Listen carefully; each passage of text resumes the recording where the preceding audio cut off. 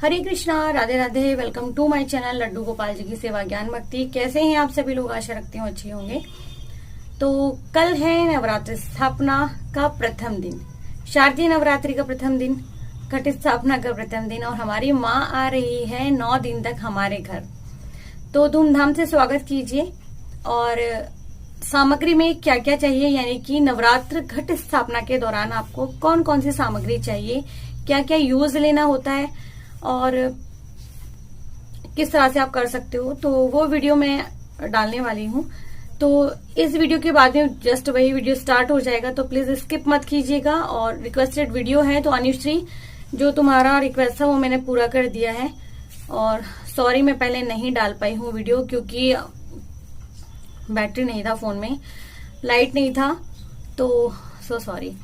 और मेरी तो तैयारी पूरी हो गई है। मैंने देखिए आपको दिख रहा होगा, जो माता रानी का दरबार था वो मैंने थोड़ा सा सजा दिया है, क्योंकि कल बहुत ज्यादा टाइम लग जाता है, बहुत सारा समय चाहिए होता है, तो इसीलिए मैंने थोड़ी सी तैयारी पहले से कर दी है। ठाकुर जी का देख रहे होंगे श्रृंगार अभी नहीं हुआ है, इनका श्रृंगार कल ही होगा।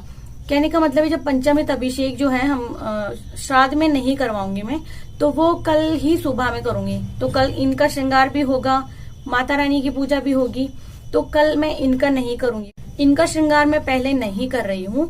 वजह ये है क्योंकि इतना मैं अभी मेरे को बैठने में प्रॉब्लम है, तो ज्यादा बैठ नहीं पाती हूँ। तो पहले जो हमारी माता रानी है उनकी मैं घट स्थापना करूंगी, पहले उनकी पूजा करूंगी। उसके बाद में मैं दोपहर के बाद में जब भी मुझे समय मिलेगा उसके अकॉर्डिंग में थोड़ा थोड़ा सा करके फिर मैं इनका श्रृंगार कर दूंगी।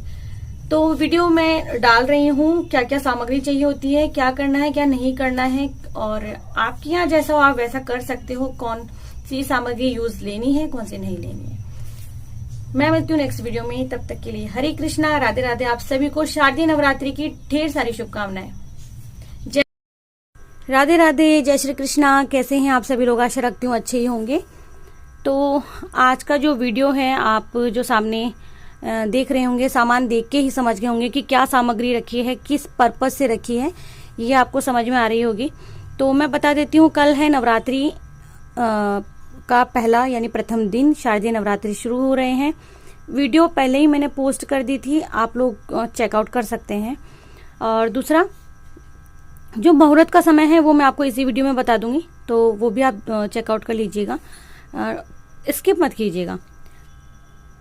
अभी मेरी थोड़ी देर पहले मेरी फ्रेंड का फोन आया था कि रेखा सामग्री मुझे क्या क्या जुटानी होगी, क्या क्या मुझे लेना है मार्केट से। मैं मानती हूँ कि वीडियो थोड़ा लेट हो गया है, बट पूरी तैयारी थी, लेकिन हमारे यहाँ थोड़ा सा लाइट बिल्कुल नहीं थी, आफ्टरनून से लाइट नहीं थी, तो फोन में चार्ज करना भूल गई थी, बैटरी इसमें नहीं थी, तो बहुत प्रॉब्लम हो गई। तो चलिए ज्यादा देर नहीं करेंगे, आप लगा दो। तो क्या तैयारी मेरी पूरी थी, बट वीडियो में नहीं बना पाई थी क्योंकि इसमें बैटरी थी नहीं, इसी कारण से। तो चलिए सबसे पहले देखते हैं हमें क्या क्या चाहिए होता है। तो एक तो आपको पहले से तैयारी कर लेनी है, जहां आप नवरात्र बिठाएंगे, नवरात्र स्थापना जहां करनी है आपको। जैसे कि मेरे यहाँ सामने मंदिर है ठाकुर जी का, तो यहाँ नीचे कोई जगह नहीं है, और घर परिवार है, कई लोग आते जाते रहते हैं, बड़ा घर नहीं है, 2 रूम है, तो उसी के अकॉर्डिंग, ताकि जो हमारे ज्वारे हैं, अखंड ज्योत है, उस पर छाया ना पड़े, हम लोग उसी के अकॉर्डिंग अपने यहाँ नवरात्र स्थापना करते हैं। सबसे पहले जहाँ आपने स्थापना करनी है वो मैं जगह बता देती हूँ, फिर हम लोग बात करेंगे। तो ये छोटा सा वीडियो मैं या तो शुरू में ऐड कर दूंगी या बीच में, या मैं थोड़ी सी झलक में दे देती हूँ, देख लीजिएगा। ये देखिए, तो जहाँ पे हम लोग माता रानी को बिठाएंगे, आज सारे जो वस्त्र हम पहना के रखते हैं उनको कपड़े वो मैंने हटा दिए हैं, और सुबह हम पहले उनको स्नान करवाएंगे, भले हमारी फोटो तस्वीर ही है, उनको स्नान आदि करवाने के बाद में हम उन्हें नव वस्त्र धारण करवाएंगे। तो क्या क्या चीजें चाहिए होती है आप ठीक से देखिएगा, मैं वापस से आपको बताती हूँ। ये देखिए, अगर आप ये देखेंगे तो ये है गौमूत्र है, ठीक है, क्योंकि पंचामृत से स्नान करवाते हैं। तो ये देखिए, और ये जो है डिब्बी में ये हमने रखा है, इसको धूप कहते हैं, ये देखिए। तो ये धूप है, जब हम लोग भोग वगैरह लगाते हैं, हवन वगैरह करते हैं तो उसमें डालते हैं। और हम लोग जो अखंड ज्योत जलाते हैं हम लोग इससे जलाते हैं। तो आप लोगों के क्षेत्र में है देसी घी से भी जला सकते हैं, ऐसी बात नहीं है कि नहीं जला सकते। गाय का शुद्ध देसी घी है, देखिए आप इसके रंग से पहचान सकते हो कि ये गाय का शुद्ध देसी घी इस तरह का होता है। तो आप इससे भी अखंड ज्योत जला सकते हो, जैसे आपके यहाँ होती है आप वैसे परंपरा के अनुसार कर सकते हो। मैंने सिर्फ आपको वीडियो में बताया है। इस बार मैं कैसे जला रही हूँ, तो मैं देसी घी से अखंड ज्योत जला रही हूँ और सुबह और बाकी पता लग जाएगा। एक है हमको पूजा में क्या क्या चाहिए होता है, देखिए ये गौमूत्र है और ये गंगा जल है। ये जो मैंने चावल लिए हैं ये हम लोग कलश स्थापना के लिए मैंने लिए हैं। और पहले मैं इनको रंगीन किया करती थी, लेकिन मैं जिनको ये चावल देती हूँ वो मुझे कहते हैं कि आप हमें रंगीन मत करके दिया कीजिए, क्योंकि हम लोग ये फूड कलर नहीं खाते हैं। तो इसीलिए मैंने बंद कर दिया है उनके जिनको मैं देती हूँ, इसीलिए। तो ये मैंने अष्टदल कमल बनाने के लिए, ये बाती बनाने के लिए, और ये देखिए मैंने बाती बना के रख ली है, ये देखिए। तो ये बाती है, 1.25 हाथ की बाती हम लोग लेते हैं अखंड ज्योत के लिए। ये जो गुड़ मैंने लिया है ये किस वजह से है मैं बताती हूँ। जब हम लोग हवन करते हैं या छोटा सा जो हम माता रानी का हवन करते हैं उसके लिए बताशे की जरूरत होती है, एक लौंग का जोड़ा और ये थोड़ा सा गुड़ और जो देसी घी है हमारा वो। अगर आप भोग नहीं भी लगा रहे हो ना, तो ये अगर आपने भोग लगा दिया फिर किसी भोग की आवश्यकता नहीं होती है। सुपारी ली है, धूप ली है, ये पवित्री है, ये मैं जल में डालती हूँ और इसी से हम लोग, क्या हुआ काना सो गया, इसी से हम लोग हाथ में रख के या जल में रख के इसको, इससे हम लोग स्नान आदि करवाते हैं। बहुत ज़्यादा ज़रूरी होती है ये। हल्दी की गांठ है पूजा के लिए, नारियल है कलश स्थापना के लिए, और आप देखेंगे तो ये है कपूर, ये है सिंदूर, ये चावल है तिलक आदि के लिए, ये दीपक है जो हम सर्वप्रथम सबसे पहले हम लोग जलाते हैं। इसमें मैं आपको अगर बताऊं तो ये है, देखिए बताशे। बताशे एकदम कहीं से भी टूट फूट नहीं होनी चाहिए। और यही एक बताशा जो कि मैंने आपको बताया था कि हवन में, जो छोटा सा हवन हम रोजाना सुबह करते हैं माता रानी के, ये उसके लिए है। कलावा ये कान्हा के लिए है। मैं इस तरह से कलावा बना के और माता रानी के सामने 9 दिन तक रख देती हूँ और फिर यही कलावा हम लोग हाथ में बांधते हैं। तो ये हम लोग कान्हा के बांध देंगे। और बाकी मैंने सारी सामग्री बता दी है। एक लोटा आपको चाहिए होता है, वो कलश स्थापने के लिए चाहिए होता है, तो 1 लोटा कलश स्थापना का हमने अंदर रखा है। ये जो थाली होती है पूजा की स्नान आदि के लिए, ये देखिए कांसी का ही है।